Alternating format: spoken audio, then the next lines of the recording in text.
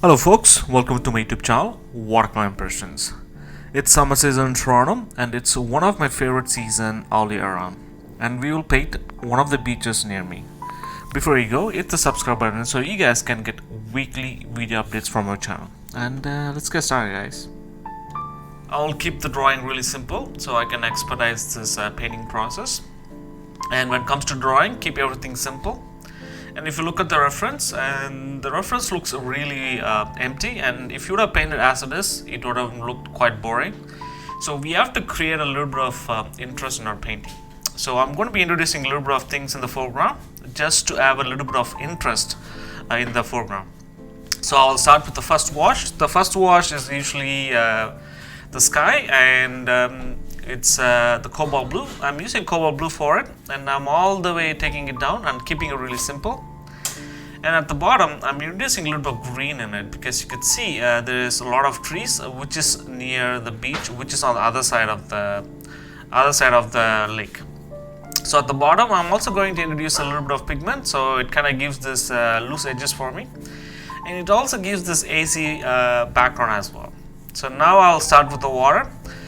For the water, I want to make sure that the first wash looks really weak because there's a lot of figures which is going to be sitting in the midground and the foreground. So I want to make sure that, so I don't want to create something really strong when it comes to the value. So I'll keep it really dull.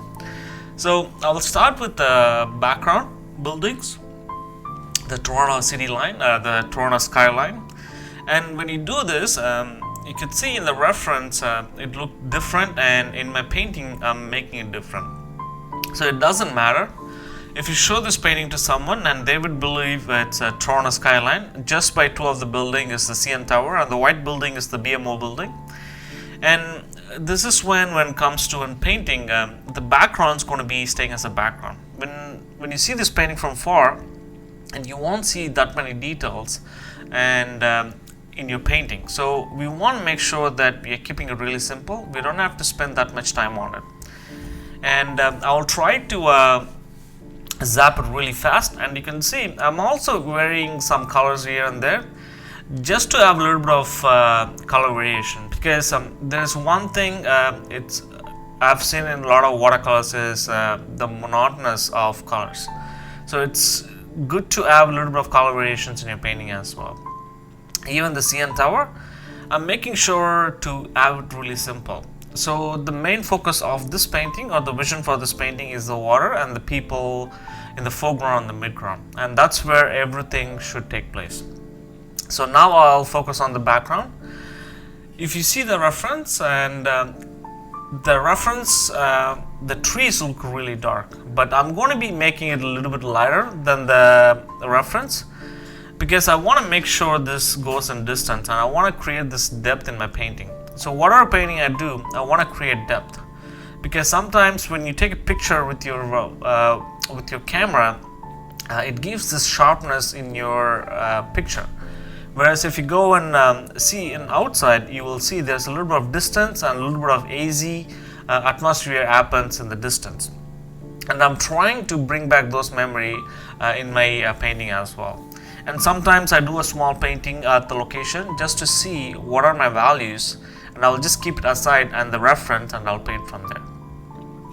And I'm also adding the kayak rider and the paddle boarder who is on the midground first.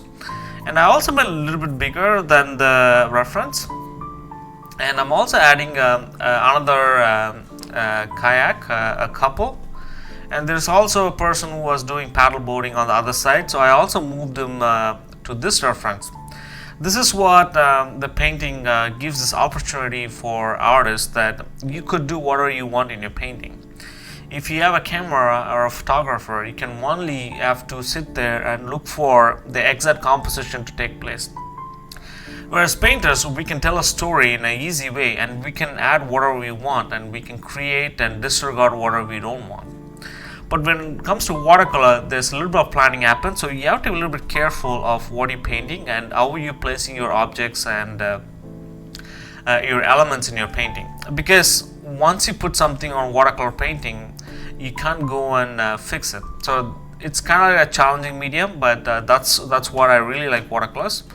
but pick your battles and go from it. So now I'm focusing on the kayak rider who is on the midground, and it's exactly there was two couple and they were kayaking on the other side. So I took from my memory, and it's the same kayak couple. I put it on the midground as well.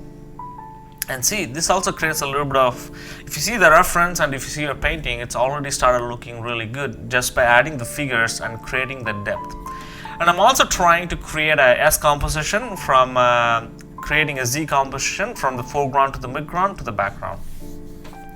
And this will take place once we start adding the water, and it will create a little bit of contrast for the figures as well. And whenever I add figures, I want to make sure that the lighting and the shadow reads pretty good in my figures. So that way we can also show the viewers that we are showing the lighting direction, as also it also creates an impact in your painting as well. It is necessary as a painter that thinking everything as shape is really imperative. And when I look for shapes in the reference, or when I look for objects in outside, I squint my eyes and it will give the shape whatever you want. So for example, if the shadow for the person who is in the foreground, the person who is in the blue shirt, and if you see the shadow pattern, and it's as simple as it, it's a triangle. So let's focus on the water now. So I pre-wet the paper now, and I'm putting a cobalt blue wash because the water is a little bit of bluish, and I would have used cerulean blue, but I went with cobalt blue just to have a little bit of contrast in my painting. So when you paint, you can put whatever you want unless the value matches properly. So I let it dry, even though when I put the wash it looked a little bit darker, and you can see watercolors tends to go dull. So we have to make sure that we have to plan in such a way that we have to overcompensate sometimes. And I also don't like to fix my painting. So I left it as it is. If I would have done this painting again, I would have did another wash on the water, but I kept it as simple as possible.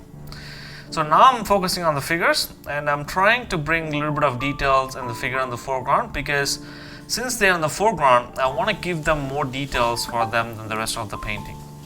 So now I'm reflecting the foreground figure on my water, and I'm also making sure to keep this in an impressionistic style as possible.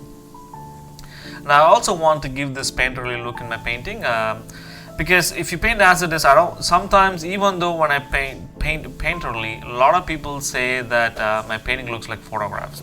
So whenever I do art market or any exhibition, I have to tell them that it's a photograph. And you can see I'm also adding this white things on my water just to create a little bit of perspective.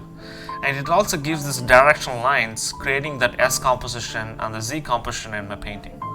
When you're adding eyelets, make sure to keep it really simple, not to overdo it. Even when you're adding eyelets, it differs from each artist, because whenever, even if I attempted the same painting again, it wouldn't look different, because that's how watercolor works. You can't do the same thing, and it gives this happy accident than any other medium it could provide. And that's why I think I really enjoy watercolors, because it gives this idea of not knowing what you're getting into it, and you're creating something out of it. Because with other medium, you can layer it and you know what exactly you're gonna get. But with watercolors, it gives that happy little incidents, and which you can't get from anything else. And I also tape my watercolor painting just to see what my watercolor painting looks like. Now it's your turn, and let's see what you can come up with. Thanks again for watching this summer painting tutorial. Please feel free to share your thoughts on this video in the comment section below. If you have any other topics related to watercolors that you would like me to cover, please reach out to me at watercolorimpressions@gmail.com or leave a comment down below.